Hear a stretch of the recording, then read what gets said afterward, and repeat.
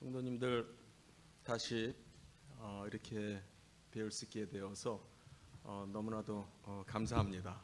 그동안 잘 지내셨죠? 네. 코로나 덕분인지 이렇게 말해도 되는지 모르지만 좀 덕이 되는 부분도 없지 않아 있어요. 그죠? 예, 코로나 덕분에 사실 지난 한 2년 반이 저로서는 어떻게 보면은 힘들기도 했지만 또 상당히 은혜 가운데 지날 수 있었고요. 또 그 덕에 또 이렇게 방학 때가 되면은 좀 빨리 들어올 수 있는 그런 좀 유익도 좀 있었습니다. 사실은 아마 원래 대면 수업을 하고 그런 일정이라면은 빨리 들어와야 이제 다음 주쯤 아마 들어오지 않을까 싶어요. 그런데 아직까지는 이제 비대면하고 같이 하고, 특히 이제 기말 시험 같은 것도 이제 비대면으로 온라인으로 그렇게 하다 보니까 한 2주 일찍 제가 들어올 수 있었습니다. 또 그 덕에 또 성도님들 이렇게 뵐 수 있게 돼서 너무나 감사합니다. 네, 잘들 지내셨죠? 네, 예. 오늘도 하나님의 말씀 같이 나누면서 또 하나님이 주시는 은혜를 같이 우리가 한번 나누어 보려고 합니다. 아침에 좀 제가 교회에 좀 일찍 왔어요. 일찍 와서 요 근처에다가 이제 차를 대고 이 동네를 좀 걸었습니다. 오늘 날씨가 너무 좋아서 뭐 이게 여름이 아니라 한 뭐 가을, 또 가을도 상당히 선선한 가을, 그런 느낌이 들 정도로 맑고, 하늘도 맑고 공기도 깨끗하고 그런 날씨잖아요. 그래서 요 파크 주변으로 조금 걸었습니다. 걸면서 이런 생각이 들더라고요. 참 좋다. 정말 좋다. 눈에 들어오는 게 다 좋아 보이는 거예요. 정말 너무 아름답고 너무 좋고 그렇구나. 그러면서 또 어떤 생각이 드냐면은, 그렇겠구나. 모든 사람들의 눈에 들어오는 것이 다 좋아 보이겠구나. 다 귀하고 다 좋고 이게 얼마나 좋은 건지, 우리가 얼마나 좋은 세상에 살고 있는지 그런 생각을 새삼스럽게 하게 됐어요. 왜 그런 생각을 하게 됐냐면, 동시에 어떤 마음도 같이 드냐면, 우리 눈에 들어오는 것들이 너무 좋고, 또 내가 누리고 있는 것이 좋다 보니까, 내가 가지고 있는 게 좋고, 내가 살고 있는 이 삶 자체가 좋다 보니까 우리는 이게 너무 좋은 거예요. 또 이게 너무, 정확하게 말하면은 우리의 눈을 가리는 거죠. 가려서 그 뒤에, 그 너머에 있는 것을 정작 우리가 보지 못하는 그런 것은 아닌가 싶은 생각이 듭니다. 좀 제가 설교 시작을 약간 좀 무슨 얘기인가 싶은 말씀을 드리는 것 같아요. 오늘 제가 좀 같이 나누려고 하는 것이 좀 그러한 주제입니다.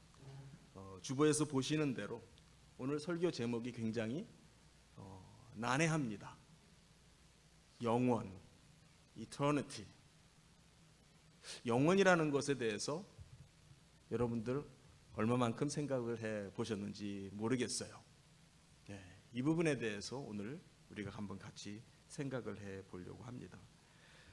사실 저는 올 초부터 하나님의 뜻, The Will of God 이라는 주제를 가지고 계속해서 설교를 하고 있어요. 지난 겨울에 제가 이 교회에 와서 말씀을 나눌 때에도 그런 말씀을 몇 차례 드렸고요. 또 제가 한국에 돌아가서 저희 교회에서 설교할 때마다 우리 목사님하고 우리 제자 목사님하고 이제 한 주씩 걸러가면서 이제 설교를 하는데, 제가 설교를 할 때마다 계속해서 지금까지도 하나님의 뜻이라고 하는 주제를 가지고 설교를 하고 있습니다. 오히려 저에게, 제 자신에게 엄청난 깨달음이 되고 은혜의 시간이 되는 것 같아요. 제가 우리 교인들에게 설교할 때마다 거의 매번 일부러라도 다시 한번 반복하는 내용이 있어요. 그것이 무엇이냐면은 많은 크리스천들이 그 하나님의 뜻이라고 하는 그 말 자체를 잘못 이해하고 있다라고 하는 거예요. 정확하게 얘기하면은 그 하나님의 뜻이라고 하는 그 말 자체는 성경적인, 우리 기독교적인 그런 표현일지 몰라도 실제로 우리가 그 말을 통해서 생각하는 것은 이 세상 속에서 우리가 가졌던 그런 종교적인 생활, 그 속에서 오는 것과 다르지 않다라고 하는 거예요. 가장 티피컬한, 가장 쉬운 예가 뭐냐면 많은 사람들이 크리스천들을 얘기하는 거예요. 하나님의 뜻이 멀리 있다고 생각을 해요. 하나님의 뜻이 저 멀리 어딘가에 숨겨져 있다고 생각해요. 그래서 그 하나님의 뜻을 찾아야 된다고 생각하고 하나님의 뜻을 알려달라고 기도하고 있어요. 그렇지 않나요? 그런 경우가 많죠. 우리 크리스천들이 보면은 기도할 때 하나님의 뜻을 알려주십시오. 마치 하나님의 뜻이 안 보여서, 몰라서, 아직 안 나타나서, 찾지 못해서, 하나님이 안 보여줘서, 하나님이 안 알려줘서 내가 모르는 것처럼 생각을 하는 경우가 많아요. 그래서 어떤 경우에는 많은 시간을 들여요. 사실 그런 것이 세상 종교의 모습이거든요. 그거를 어려운 말로 자연 종교라고 합니다. 이 세상의 종교, 우리 한국 사람들에게 있어서 이미 우리가 문화적으로, 전통적으로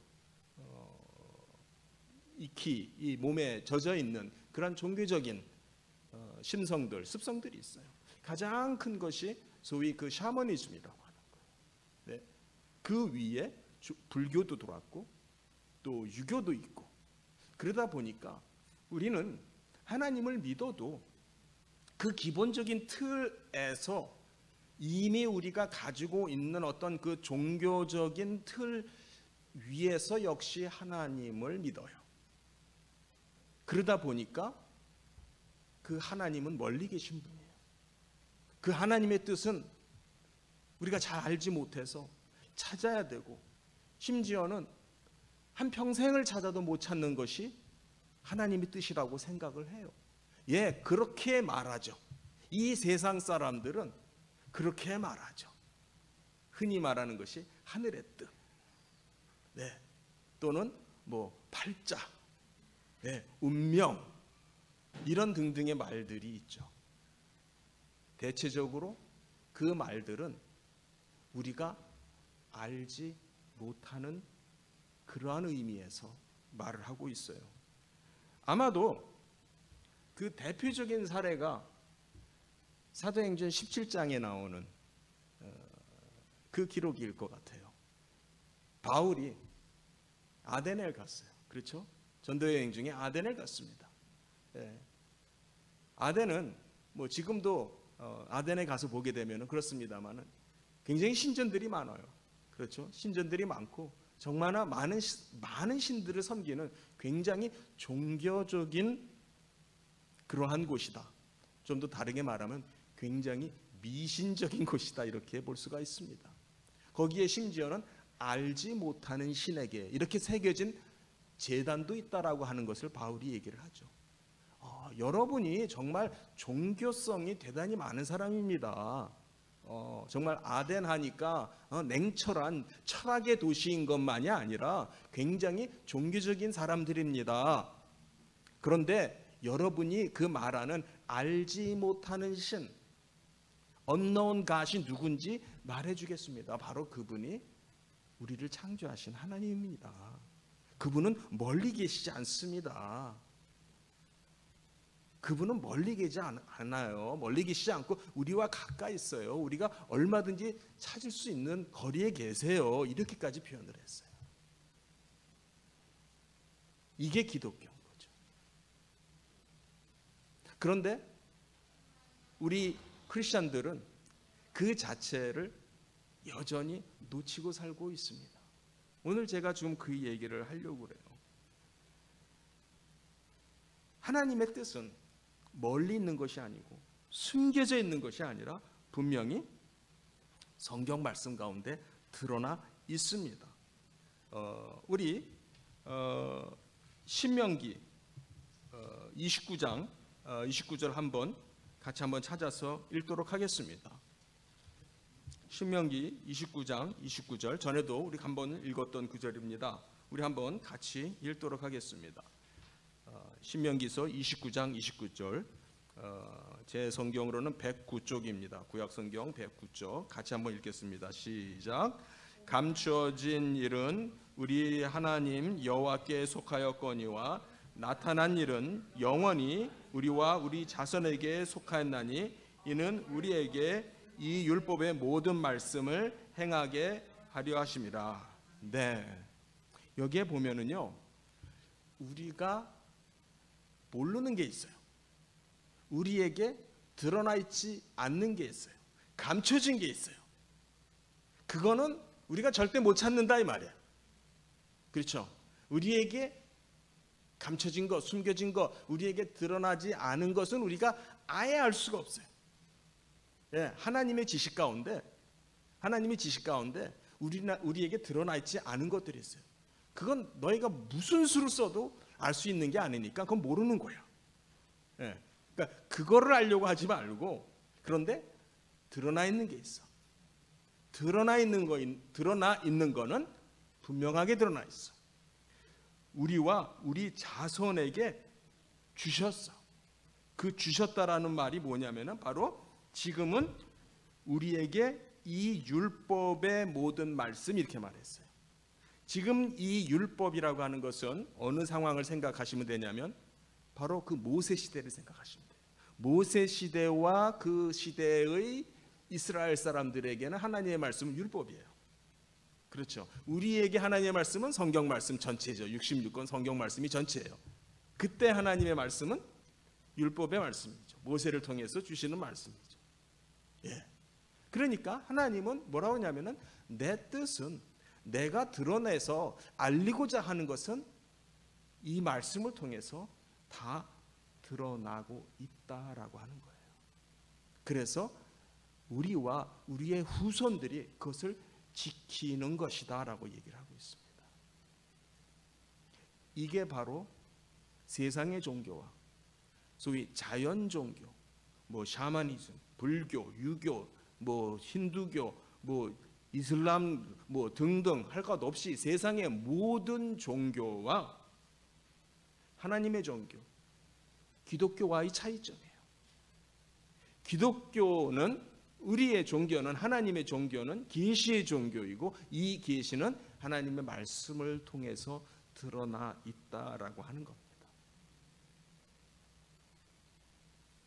저는 이 부분이 오늘날 우리가 신앙생활하는 데 있어서 소위 첫 단추라고 그러잖아요. 첫 단추를 잘못 깨면은 그 다음서부터 계속 틀리게 단추가 깨져요.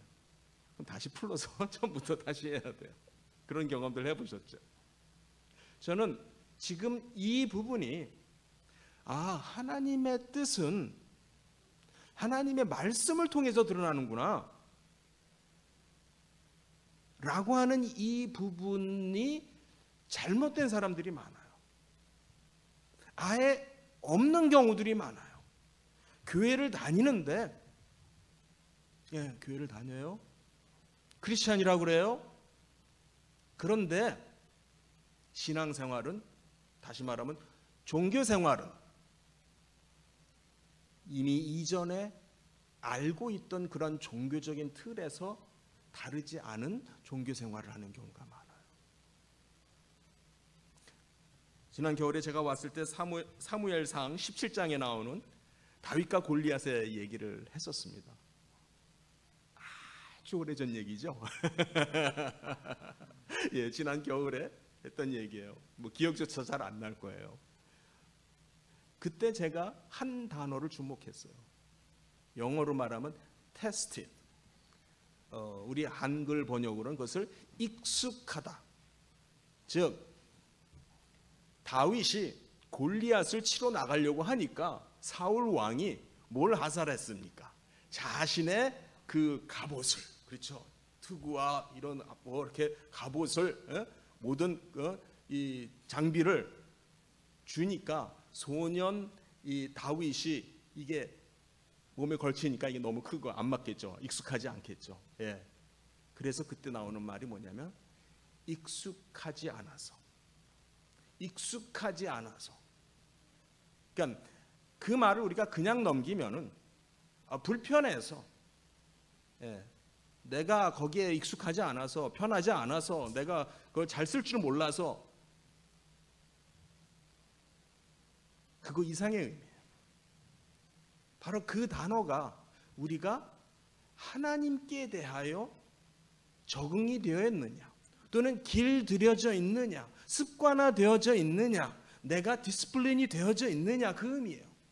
그래서 다윗이 선택한 건 뭐냐면 이런 투구가 아니고 갑옷이 아니고 창과 방패와 칼이 아니고 뭘로요? 만군의 여호와 하나님의 이름으로 나가겠다. 이것이 다윗에게 익숙한 길이었어요. 다윗이 익숙한 방법이 뭐냐면 세상의 지혜가 아니라 세상 사람들이 말할 때 이걸 갖고 나가야 이깁니다. 이게 화력이 있고, 이게 어떤 칼이 찔러도 뚫리지 않는 방패고, 어떤 것도 이길 수 있는 무기입니다. 그게 아닌 거죠. 오직 만군의 여호와의 이름만이 다윗에게 익숙한 것이었어요.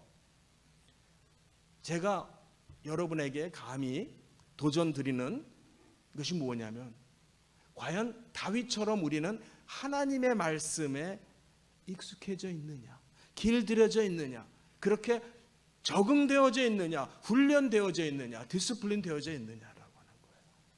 우리는 하나님의 말씀을 믿는다라고 하면서도 여전히 우리의 신앙생활은 종교생활이 되는 경우가 많아요.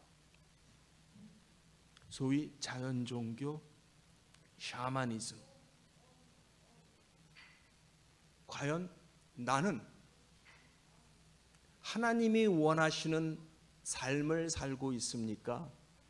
내가 원하는 삶을 살고 있습니까?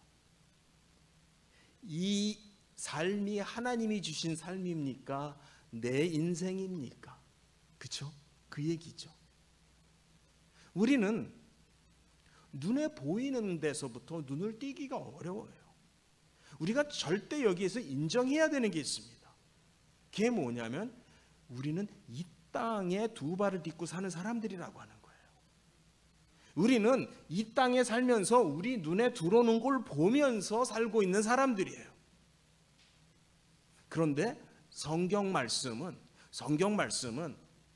우리가 이 세상에서, 이 땅에서, 이 자연 속에서, 이 지구에서, 우주에서 살면서 보는 이것이 전부가 다가 아니다라고 하는 거죠. 저는 그것이 하나님께서 성경 말씀을 통해서 제일 처음 하는 말씀이라고 말씀드리고 싶어요. 성경에서 제일 처음 하는 말씀. 여러분, 성경에서 제일 처음 등장하는 단어가 뭔지 아세요? 우리 한글 성경도 잘 그렇게 번역을 해 놓고 있고요. 또 대부분의 성경들이, 번역 성경들이 그렇게 잘 번역을 해 주고 있어요. 히브리 성경에서도 그렇고요. 제일 처음에 등장하는 이 단어, 발음이 별로 안 좋지만은 히브리어로 읽으면은 베레쉿이라는 단어예요.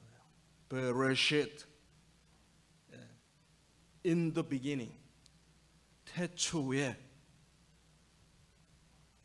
그게 바로 성경에서 최초로 등장하는 단어예요.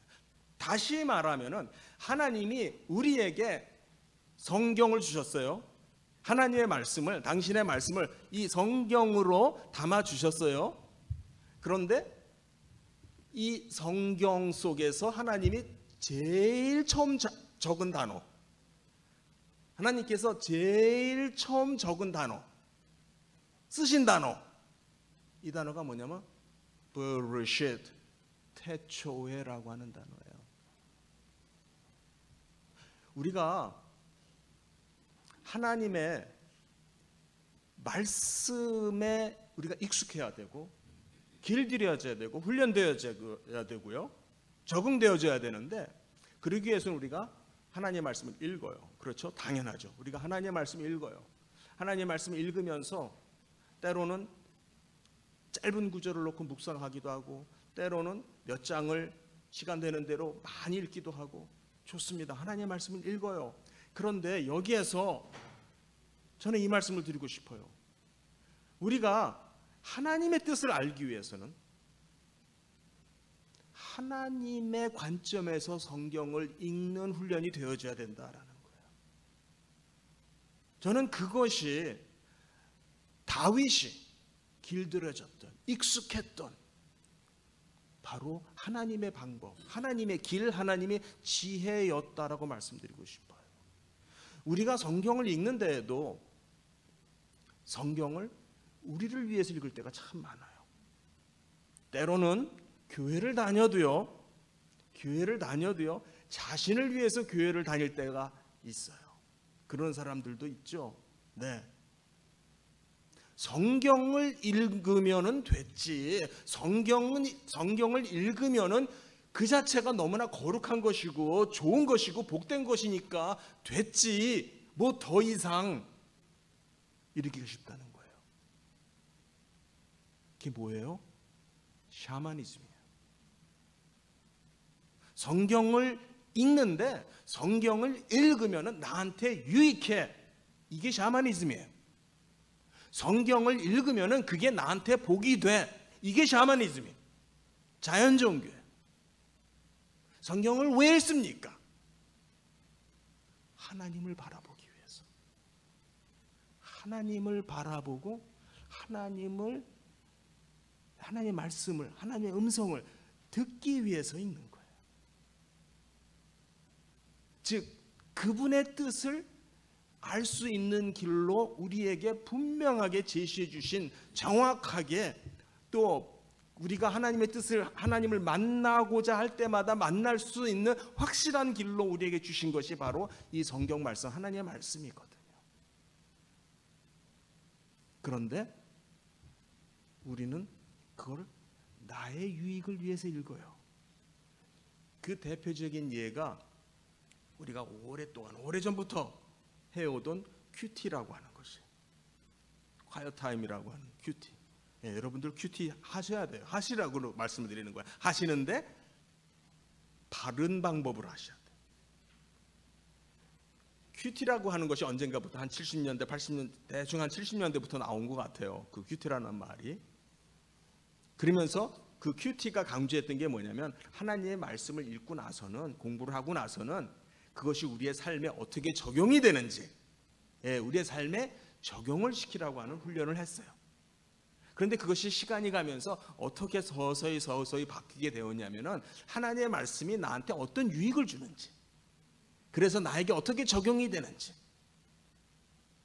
그러니까는 그 자체가 잘못된 건 아닌데 하다 보니까 우리의 관점과 어떠한 우리의 그 관심이, 강조가 서서히 하나님에서부터 나한테로 와버린 거예요.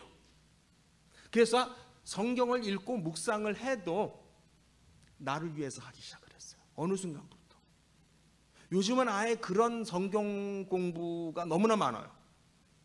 네, 아예 큐티를 그렇게 하는 걸로 책자가 그렇게 나와 있는 것들이 굉장히 많아요.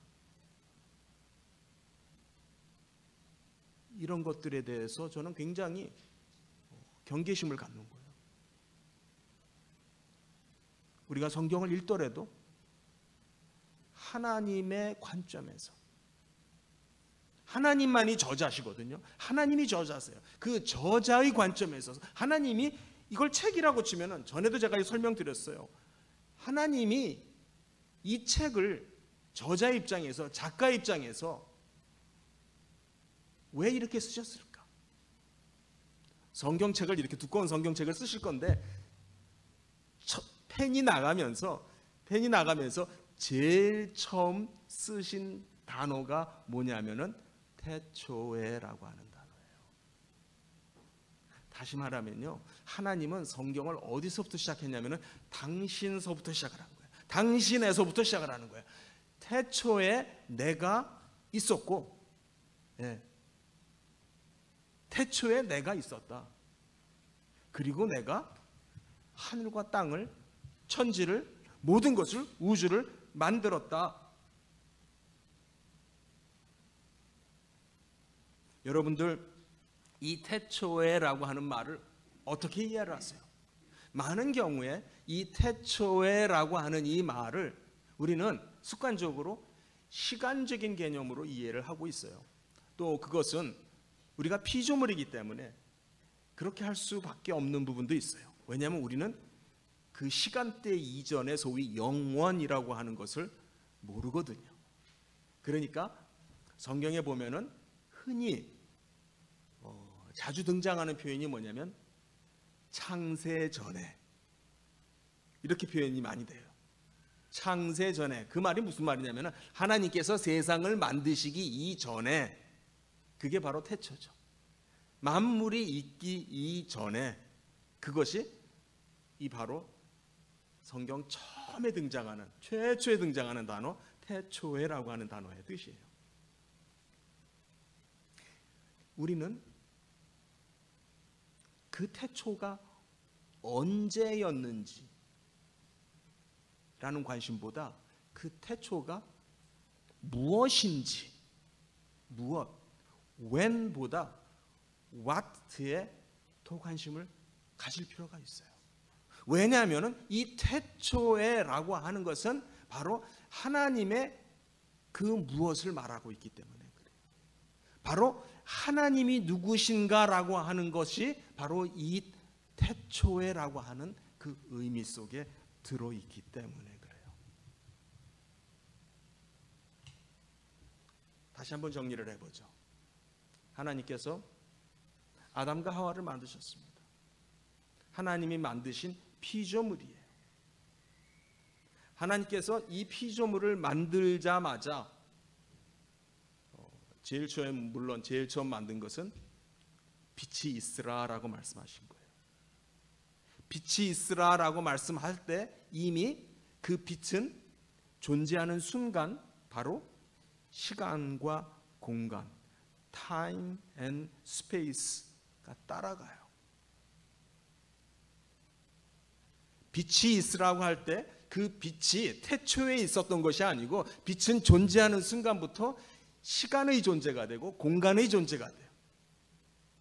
영원한 존재가 아니고 무소부재한 존재가 아니죠. 빛이 없었던 순간이 있었고요, 빛은 있어도 빛이 도달하지 못하는 지점에서는 보이지가 않아요. 분명히 타임과 스페이스 안에 있는 것이 피조물일 수밖에 없어요. 그런 피조물을 하나님께서 만드셨어요.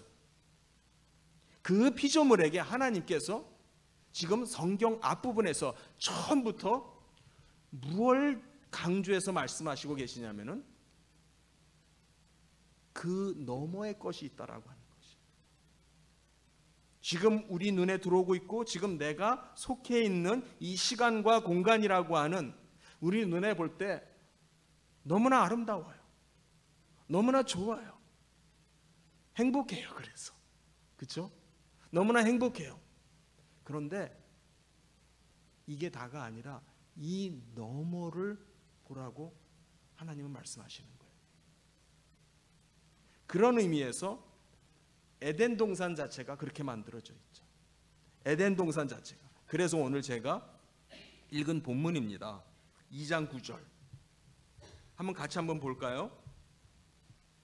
2장 9절을 같이 한번 읽겠습니다. 시작.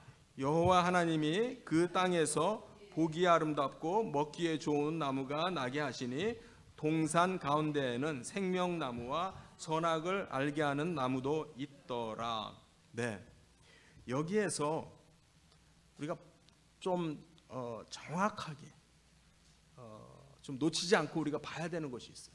이 창세기 2장은 이 에덴 동산이 어떻게 생겼는지, 하나님께서 이 에덴 동산을 어떻게 디자인을 하시고 어떻게 만드셨는지, 어떤 식으로 레이아웃을 했는지를 여기서 지금 말씀해 주고 있는데요. 여기에 보니까 동산 가운데 나무 한 그루를 두셨어요. 잘 보셔야 되는 게 뭐냐면 여기 동산 가운데 있는 나무가 뭐예요? 그게 바로 생명나무예요. 동산 가운데에는 생명나무가 있어요. 하나님께서 동산 가운데 생명나무를 두셨고요. 그리고 선악을 알게 하는 나무도 그와 같이 있는 거예요.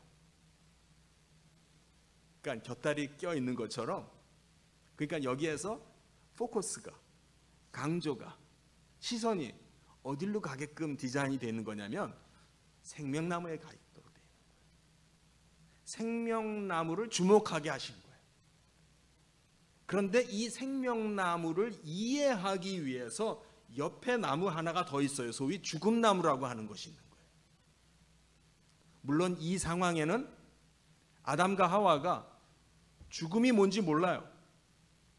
그렇죠. 우리는 그래도 죽음이 뭔지 많이 봤고 많이 들었고, 그렇죠. 그래서 죽음이 얼마나 무서운 건지, 얼마나 슬픈 건지, 얼마나 충격적인 건지, 마음 아픈 건지, 또 다르게 말하면 얼마나 나쁜 건지 우리는 잘 알아요. 경험해 봤으니까. 직접 경험은 안 했어도 많이 간접적으로 경험해 봤으니까. 그런데 아담과 하와는 아직 죽음이라고 하는 것이 뭔지 모르죠. 단지 죽음은 생명이 아닌 게 죽음인 걸로밖에 인식이 안 되겠죠, 아직은. 그러니까 지금 여기에서 하나님은 에덴 동산을 만들 때부터 소위 이 영원, 또는 성경에서 이제 그 영원이라고 하는 의미를 생명이라는 것과 합쳐가지고 영생, 이렇게 많이 붙이기 시작해요. 왜냐하면은 이 영생, eternal life라고 하는 이 의미 자체가 하나님의 속성이에요. 하나님이 누구시다라고 하는 거예요. 자, 그거 자체를 우리가 다시 한번 이해할 필요가 있어요. 성경에서 영생을 말을 하고 있죠. 영생을 말을 하고 있고 영원한 생명을 말을 하고 있는데 우리는 다시 한번 그 의미 자체를 나의 유익으로 우선적으로 초점을 맞추고 있죠. 그렇지 않습니까? 영생이 좋은 거야. 그렇죠. 죽는 것보다 사는 게 좋은 것이고, 그렇죠. 지옥 가는 것보다 천국 가는 게 좋은 거야. 그렇지 않습니까? 그런데 영생은 하나님의 것이에요. 영생은 하나님의 것이에요. 하나님이 누구시냐? 영원한 생명이세요. 오늘 우리가 깊이 하나님을 아는 지식 안으로 들어가는 그러한 시간이 되기를 바랍니다. 이미 성경은 왜 하나님이 에덴 동산을 그렇게 만드셨는지를 성경 맨 끝에 가서야 말씀해 주세요. 그렇죠? 우리 계시록 한번 볼까요? 요한계시록 마지막에,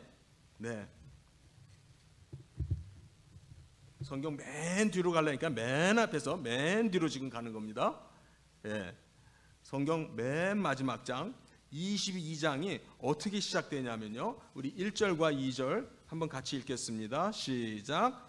또 그가 수정같이 맑은 생명수의 강을 내게 보이니 하나님과 및 어린 양의 보좌로부터 나와서 길 가운데로 흐르더라. 강 좌우에 생명나무가 있어 12가지 열매를 맺되 달마다 그 열매를 맺고 그 나무 잎사귀들은 만국을 치료하기 위해서 있더라. 예, 여기에 보니까 하늘나라가 보여요. 21장 1절에는요 바로 이것이 새 하늘과 새 땅이에요. 즉 하나님께서 만드셨던 그 에덴 동산에 대비해서 옛 원래 하늘과 원래 땅 그것과 대비해서 의도적으로 새 하늘 새 땅, 처음에 우리가 생각했던 태초는 우리가 시간적인 개념으로 우리가 이해를 하는 경향이 있었어요. 그죠? 태초가 언제지? 시간이 생기기 이전이야? 시간보다 그 전이야? 우리는 그걸 시간 개념으로 이해를 하는 경향이 있는데 지금 계시록에 와서 보니까 그것이 시간 개념이 아니라 장소로 바뀌어요. 장소 개념으로 바뀌어요. 어떤 장소로 바뀌냐? 하나님이 계신 곳으로 바뀌어요. 이 새 하늘과 새 땅이 왜 새 하늘이고 새 땅이냐? 거기가 하나님이 계신 곳인데 바로 그 하나님이 계신 곳에가 바로 무엇이 있냐면은 생명나무가, 동산 중앙에 생명수의 강이 흐르는데 그 강 좌우에 생명수가 있어요. 여기에는 더 이상 죽음나무는 없어요. 그렇죠? 왜요? 죽음이라고 하는 것은 하나님의 본성, 하나님의 속성이 아니에요. 하나님이 아니에요. 하나님은 오직 생명이에요. 하나님은 오직 생명이에요. 그 생명은 영원한 생명이에요. 하나님께 영원이라고 하는 것은 그냥 시간을 무한대로 늘려놓은 것이 영원이 아니고 그 자체가 하나님이에요. 하나님 안에 들어가는 거예요. 하나님이 계신 곳이에요.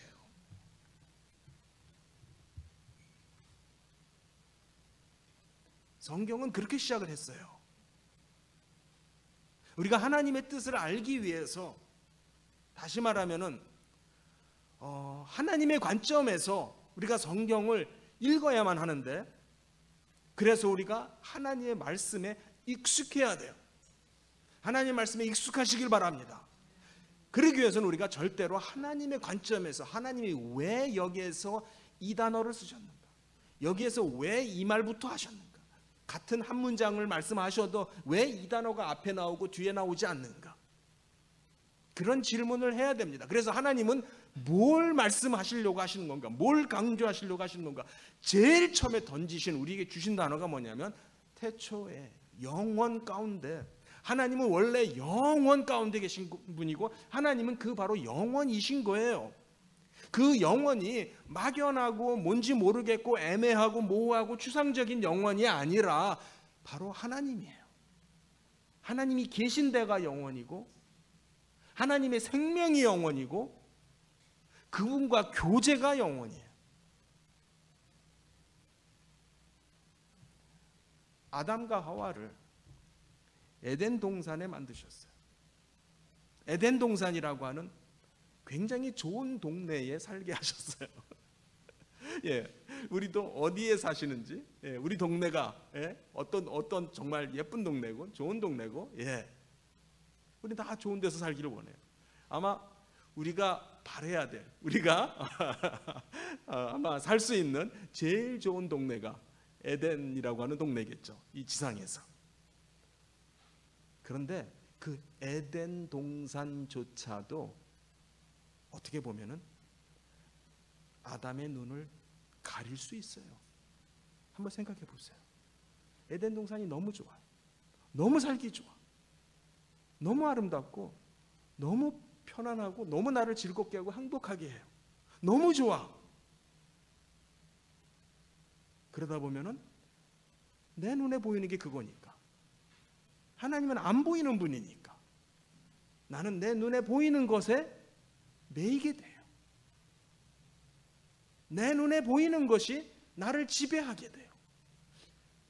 내가 보는 것이 오히려 내 눈을 가려요. 눈을 멀게 할 수 있다라고 하는 거예요.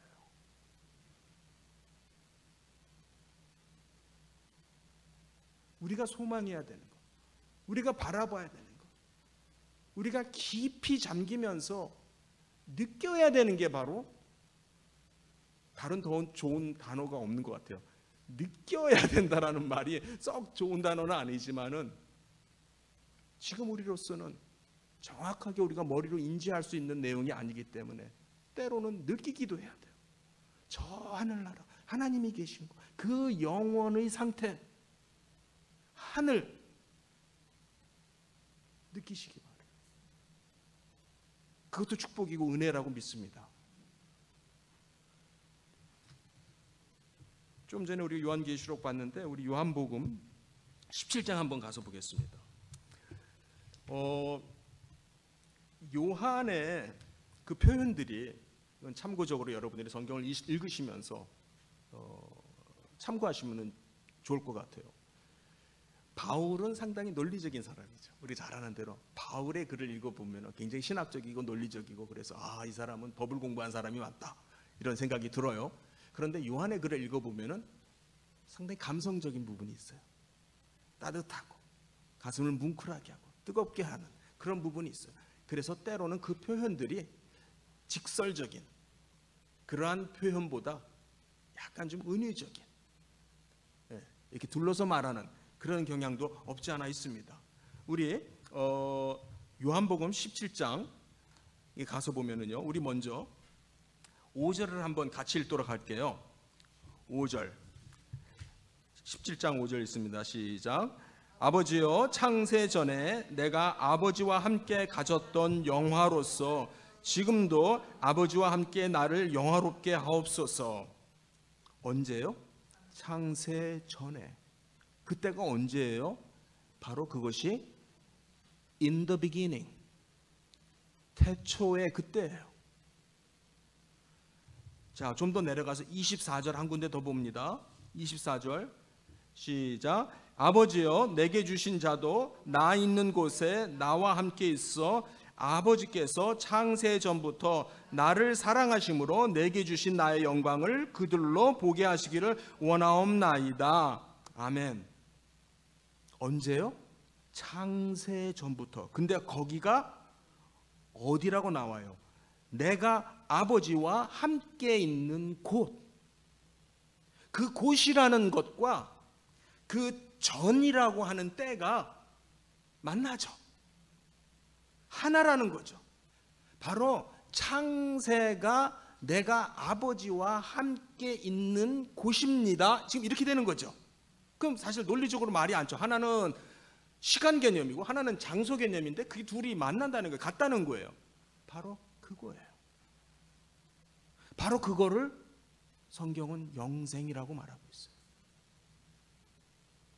우리가 잘 아는, 그래서 스포츠 경기 할 때도 종종 보이는 요한복음 3장 16절 John 3:16 John 3:16 하나님이 세상을 이처럼 사랑하사 독생자를 주셨어요. 그렇죠. 그래서 이는 저를 믿는 자마다 멸망치 않고 죽지 않고 페리시 되지 않고 어떻게 한다? 영생을 얻게 한다. 이터널 라이프를 갖게 한다. 그때 이터널 라이프가 바로 이거예요. 이터널 라이프가 나중에 우리에게 주어지는 게 아니고 먼저 있었던 그것이에요. 태초에 있었던 것이에요.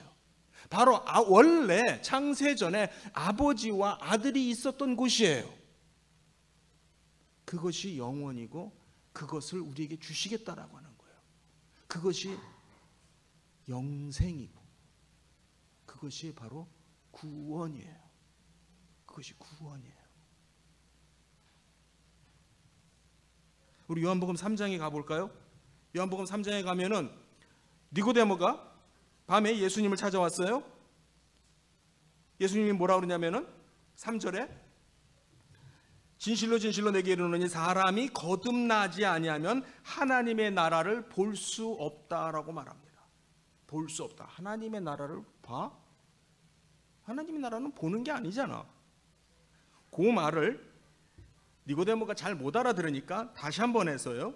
5절에 보니까 진실로 진실로 내게 이르는데 사람이 물과 성령으로 나지 않으면 하나님의 나라에 들어갈 수 없다라고 말합니다. 들어가다라고 하는 보다 더 구체적인 말씀을 해줘요. 보다라고 하는 거는 조금 모호한 표현이죠. 들어가다라고 하는 건 조금은 좀 구체적인 표현이에요. 네. 자, 여기에서 거듭나다라고 하는 이 표현이 무슨 말이냐면은 요한이 쓰는 요한의 어떤 그 요한적인 그런 표현인데 위로부터라는 뜻이에요. 다시라는 뜻도 있고요.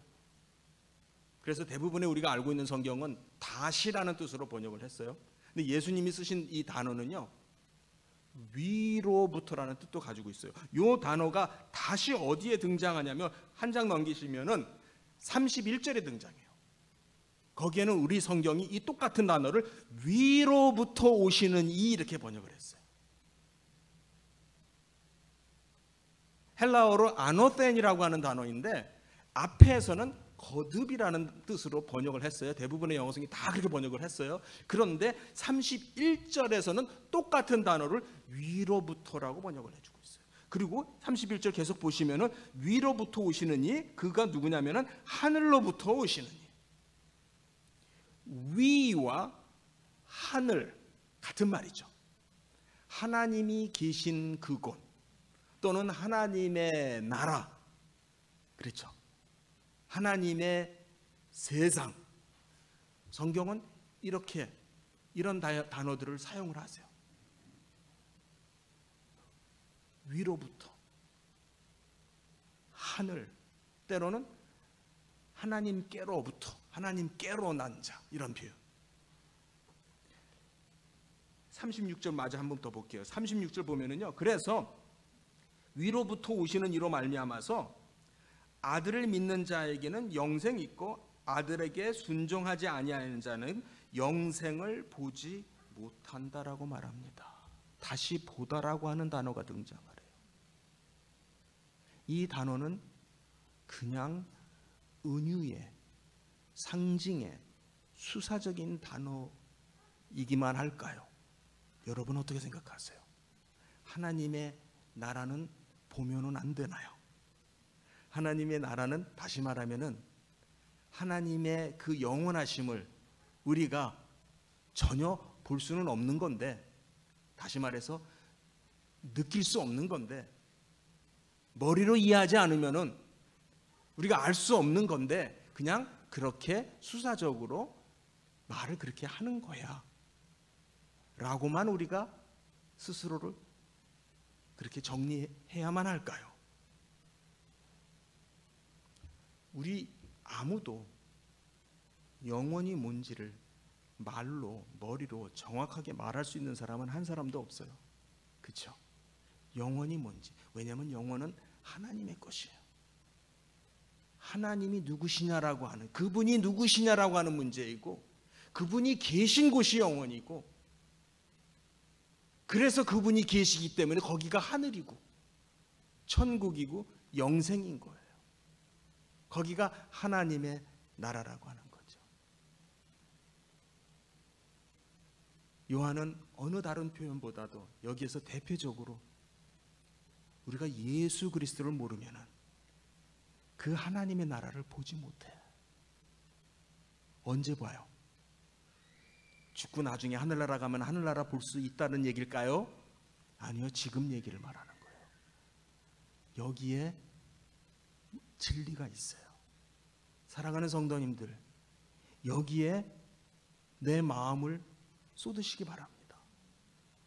이게 바로 기독교예요. 기독교는요, 초자연의 종교입니다. 하나님의 종교입니다. 기독교는요, 자연 종교가 아니에요. 눈에 보이는 게 다인 종교가 아니에요. 눈에 안 보이는 것도 보이는 게 기독교입니다. 할렐루야. 눈에 안 보이는 것, 손에 안 잡히는 것도 가질 수 있는 것이 기독교고요. 보이지 않는 것도 보게 되는 것이 기독교고요. 왜냐하면 하나님은 초자연적인 방법으로 이 자연을 만드셨어요. 생각해 보세요. 우리는 자연의 존재예요. 이 자연 속에 살아요. 그러다 보니까 우리는 이 자연이 익숙해요. 사울은 자기 투구와 헬멧이 이런 갑옷이나 이런 것들이 익숙하겠지만 다윗은 익숙하지 않았어요.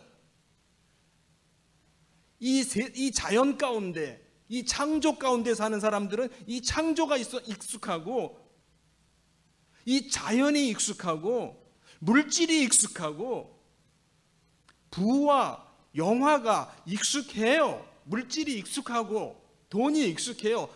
사실입니다. 그거 초월할 수 있는 사람은 아무도 없습니다. 그런데 하나님의 뜻은 내가 그거 너한테 다 줘. 다 주는데 그 너머를 봐. 그 너머에 뭐가 있는지 봐. 내가 있어. 너머에 영원이라는 것이 있어. 영생이라는 것이 있어. 하늘나라가 있어. 그거를 보시는 여러분들 되시기 바랍니다. 그게 기독교입니다.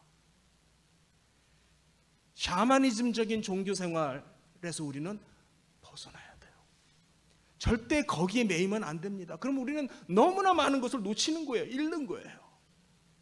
우리를 기쁘게 할 수 있는 것은, 우리에게 기쁨을 주는 것은, 내가 잡을 수 있는 것, 내 눈에 들어오는 것이 절대 아니에요. 수억만 금을 내가 가져도 내 마음이 기쁘지 않습니다. 내가 행복하지 않을 수 있습니다. 오로지 내 영혼을 채우고 내 마음을 기쁘게 하고 생명을 주고 나를 다시 살리는 분은 바로 하나님 뿐이에요.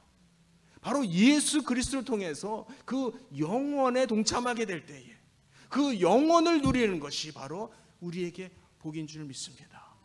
이것이 우리에게 생명인 줄 믿습니다. 우리 사랑하는 성도님들, 정말 하나님이 주시는 그 풍성한 생명을, 건강을 정말 이 땅에 사시는 동안, 우리 이 땅에서 영원히 살 건 아니지만 그래서 사는 날 동안 우리가 건강을 누리시기 바랍니다. 그 생명이, 지금 우리가 누리고 있는 이 생명이 영생을 바라보는 거예요. 영원한 생명을 소망하게끔 되어 있는 거예요. 이 육은 날로 약해질 수밖에 없습니다. 연약해질 수밖에 없습니다. 그러니까 이 육 붙잡고 살 수는 없어요. 영생을 소망하면서 단순히 기다리는 소망이 아니라 즐거워하시는 소망이 되기 바랍니다. 즐기시는 소망이 되시기 바랍니다. 왜냐하면 그것이 하나님의 뜻입니다. 하나님의 뜻입니다. 기도하겠습니다. 하나님 감사합니다. 오늘도 우리에게 말씀을 통해서 위로하시고 은혜를 주시니 감사를 드립니다. 실로 어려운 내용입니다. 우리가 머리로 이해할 수 없는 내용입니다. 그렇지만 성령께서 우리 마음 가운데 역사해 주시고 하나님의 뜻을 우리의 마음 가운데 담을 수 있는 귀한 은혜가 있게 하여 주시옵소서. 예수님의 이름으로 기도합니다. 아멘.